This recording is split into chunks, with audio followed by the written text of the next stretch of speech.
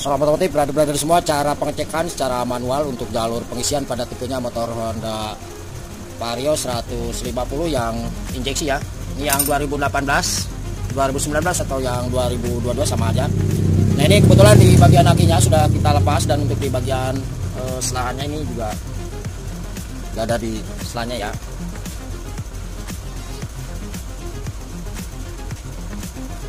Yang terus kita persiapan adalah cuma tes pendek saja bos ini. Jadi tes pendek seperti ini.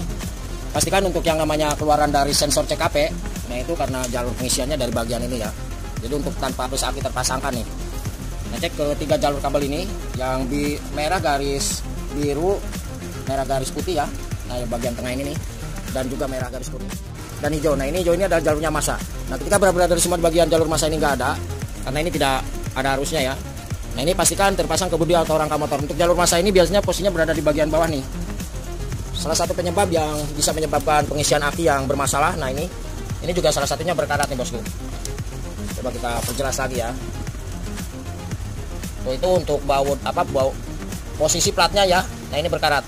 Jadi kita harus bersihkan. Oke. Untuk cara pengecekannya seperti ini. Karena kita memerlukan jalur massa dulu ya bos ya. Kalau misalkan mau ke bagian ini langsung nggak masalah nih. Oke, kita coba posisikan kamera. Coba biar lebih jelas ya.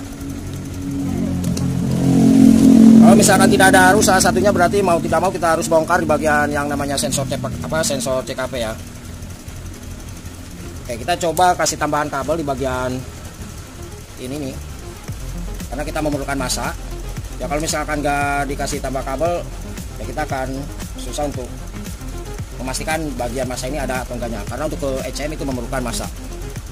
Oke, di bagian tes DC ini kita coba pastikan. Nah ini satu ya, kemudian yang satunya kita coba colokin aja ke sini nih.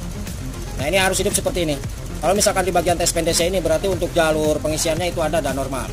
Nah untuk ukuran yang normalnya di kisaran 12-15 volt AC untuk keluaran dari spool jalannya atau sensor CKP ya. Nah ini juga sama ya, bagus. Oke. Nah ini masanya aman ya, tidak ada masalah. Karena tadi sudah kita bersihkan di bagian bawah yang sudah dijelaskan tadi ya untuk jalur masanya.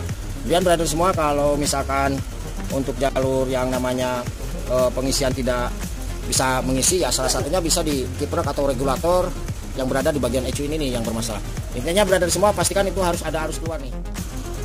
Oke, jadi seperti itu aja untuk cara pengecekan di bagian jalur sensor CKP berada di semua. Semoga bisa bermanfaat. Kalau misalkan ada yang ditanyakan silahkan tulis saja di kolom komentar. Oke, terima kasih, selamat malam dan salam otomotif.